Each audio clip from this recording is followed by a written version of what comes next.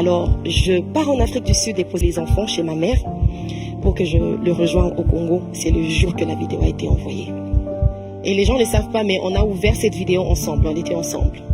Donc, sa petite sœur a appelé. Sa petite sœur est en train de crier au téléphone. On voit une vidéo qui circule sur les réseaux sociaux, c'est toi.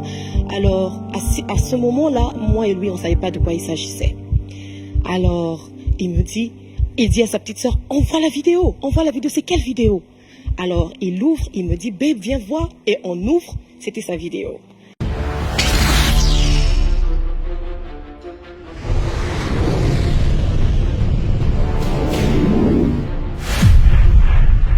Likez la vidéo et abonnez-vous si ce n'est pas encore fait. Alors, mon foyer, disons mon mariage, on a traversé une année d'épreuves où j'ai connu l'humiliation. Ce n'était pas dans le quartier, papa, c'était mondialement, où les gens m'ont envoyé des vidéos de mon mari. Et ça a causé... Attends, c'est comme ça que tu as appris? Oui. Et les gens ne le savent pas, mais on a ouvert cette vidéo ensemble, on était ensemble. Donc, sa petite sœur a appelé, sa petite sœur est en train de crier au téléphone. On voit une vidéo qui circule sur les réseaux sociaux, c'est toi. Alors, à ce moment-là, moi et lui, on ne savait pas de quoi il s'agissait. Alors, il dit à sa petite sœur, on voit la vidéo, c'est quelle vidéo?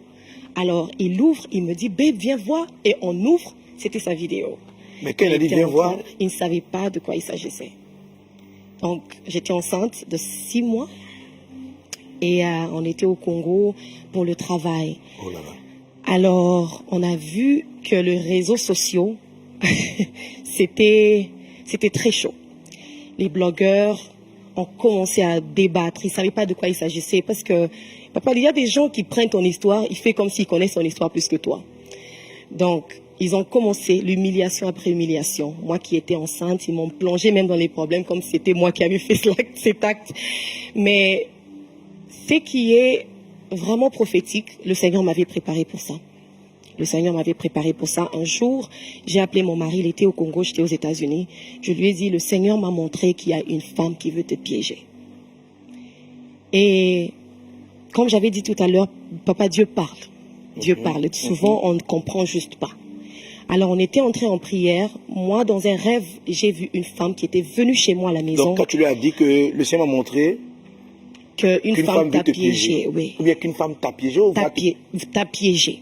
Ok. C'était, voilà. C'était juste, c'était comme une vision. Et j'ai senti vraiment une présence démoniaque dans ma maison. Et j'étais enceinte. Mais j'étais entrée en jeûne.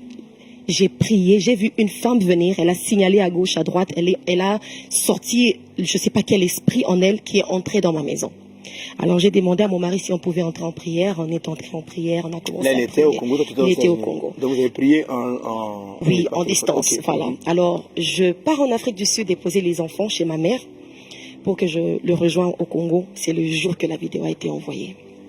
Alors, long story short, on a traversé des moments très difficiles. Papa, ce qui est vrai, moi, Déborah Lucalo, comme je me connais, je n'allais jamais pardonner.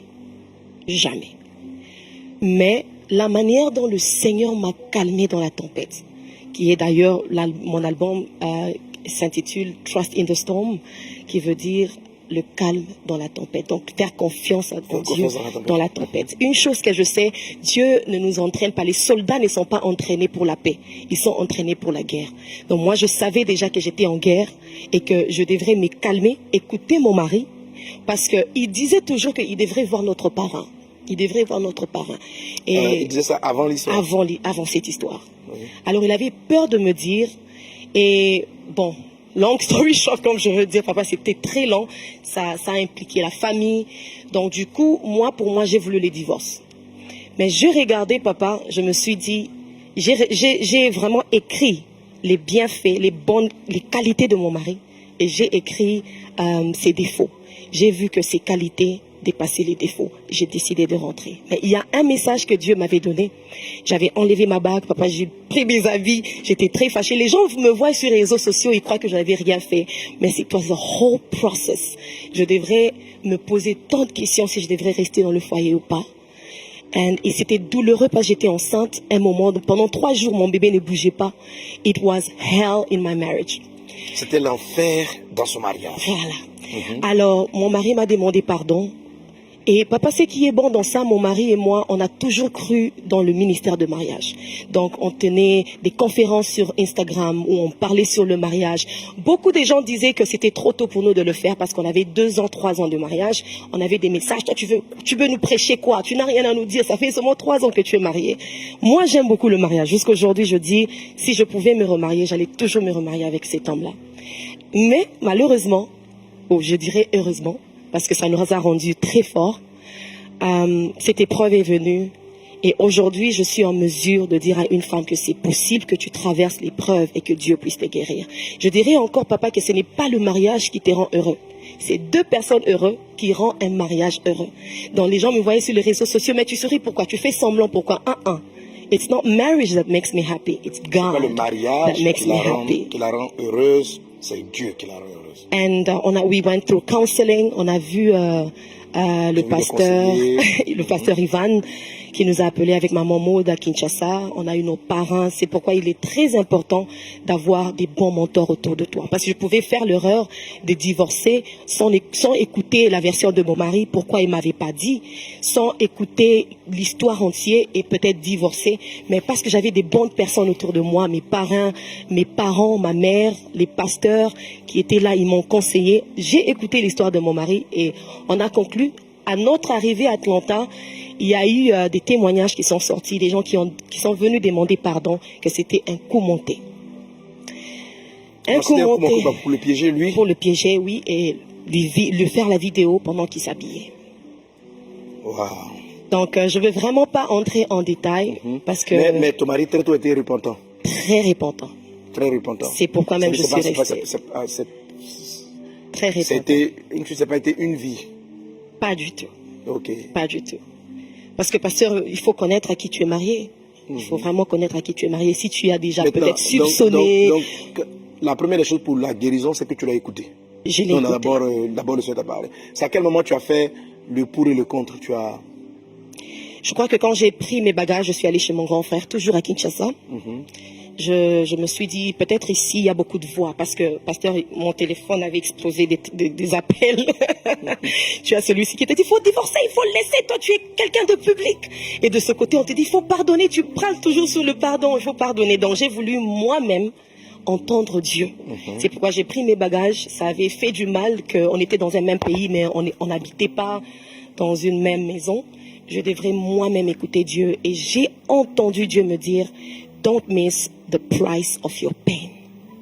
Don't miss the price of your pain. Ne manque pas le prix de ta douleur. De ta douleur. Voilà. C'est pour cela dit quoi littéralement. Ne manque pas le prix de ta douleur. Voilà. Don't miss it. Donc, Dieu a un plan. Alors, c'est pourquoi j'ai écrit le livre qui s'appelle Your Pain Has a Purpose. God is not a waster. Dieu utilise... Elle a écrit le livre qui dit ta peine, ta douleur a un objectif, a un but. Un but. And s'il vous plaît, if you don't have the book, grab it parce que ça va tellement vous bénir. Voici le livre à l'écran. Voilà. It's going to bless you tremendously. Le livre va te bénir, voilà. So, Pastor, for me, it was something that humiliated me. Ça m'a humilié. Pour elle, c'était très humiliant. It was painful, but through it, douloureux. God gave me a message. Mais au travers de cela, Dieu lui a donné un message. Et c'est pourquoi je veux dire à quelqu'un que toute épreuve que tu traverses, Dieu a un plan. God always has a plan with it. And today, papa, moi j'aimais beaucoup le mariage. J'ai parlé toujours sur le mariage. Dieu a dit, tu veux que je t'utilise dans le domaine de foyer? Ok, je te donne cette épreuve. Ah là, encore on dit Yako.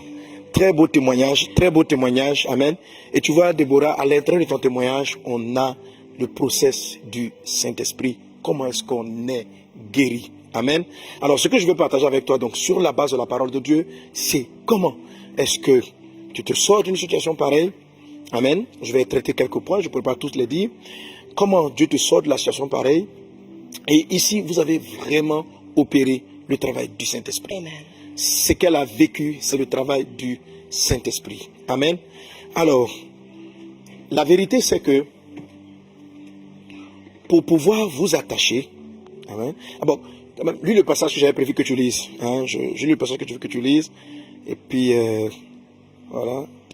Daughters of Jerusalem, I charge you by the gazelles and by the doors of the field. Do not awaken love until it so desires. Amen. Amen. Voilà. Alors, je vous en conjure, filles de Jérusalem, ne réveillez pas l'amour avant qu'elle le veuille. Bref, la dernière fois, je vous faisais la remarque que chaque fois où c'est cité, c'est un passage, c'est un refrain récurrent dans le livre des Cantiques où le Seigneur revient sur « ne réveillez pas l'amour avant le temps ». C'est-à-dire, il fait beaucoup souffrir, il faut savoir quoi donner, il faut savoir réveiller les choses en leur temps. Et vous voyez ce process-là, c'est peut-être facile à dire, mais ce n'est pas toujours aisé à le faire. La personne qui va t'aider, c'est réellement la personne du Saint-Esprit. C'est réellement la personne du Saint-Esprit. Alors, on va commencer par la façon dont le Saint-Esprit va travailler avec le cas d'espérance. Amen. Alors, Jésus a dit ceci, « L'Esprit du Seigneur est sur moi. » Et l'Esprit du Seigneur est sur moi, il m'a oint pour annoncer une bonne nouvelle aux pauvres, pour guérir ceux qui ont le cœur brisé. Alléluia. Donc le Saint-Esprit, et ça c'est ça. Dieu dit quoi? Dans les temps de la fin, je répandrai mon esprit sur toute chair. Vos fils et vos filles auront des visions, ils vont prophétiser, etc. Le ministère prophétique est un des ministères des temps de la fin pour résoudre ces temps-là. C'est pourquoi à l'instant je parle que l'esprit de la prophétie, que l'onction de Dieu vienne sur toi et qu'il change ta situation. L'esprit du Seigneur est celui qui va te préparer au mariage. Rappelle-toi l'histoire de Esther, lorsqu'il fallait la préparer, Égaï a joué le rôle du Saint-Esprit. La Bible dit qu'elle ne faisait qu'écouter, elle ne faisait qu'écouter Égaï. Et qu'est-ce que Égaï faisait? Égaï lui avait proposé des huiles. Les autres prétendantes au trône, au poste de reine, suivaient d'autres conseils, d'autres avis. Elles avaient d'autres personnes qui leur donnaient des conseils. Mais Esther a touché le roi parce qu'elle s'est soumise, elle s'est pliée au conseil spirituel de l'eunuque du roi en la personne d'Égaï. Donc lorsqu'elle a suivi, qui est un symbole du Saint-Esprit, elle a été celle-là qui a su toucher le cœur du roi. Amen. Le Saint-Esprit est vraiment ton allié pour le mariage. Le Saint-Esprit est vraiment ton ami pour le mariage. Alléluia. Alors, comment est-ce qu'il intervient? Comment est-ce que tu comprends? Première chose, il dit, l'Esprit du Seigneur est sur moi, dit Jésus.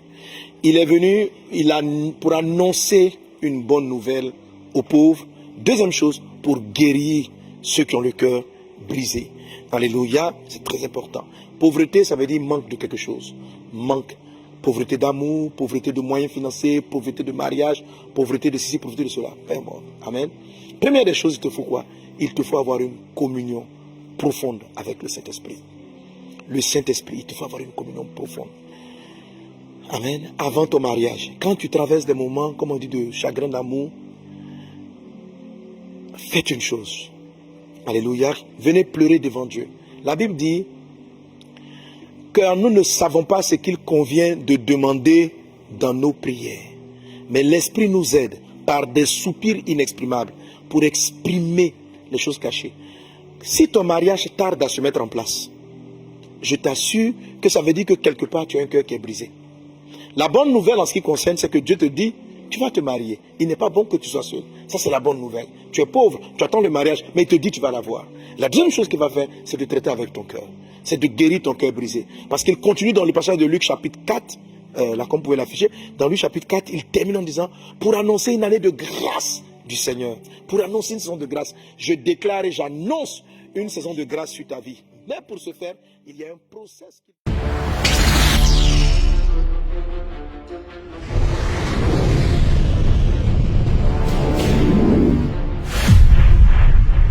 Likez la vidéo et abonnez-vous si ce n'est pas encore fait.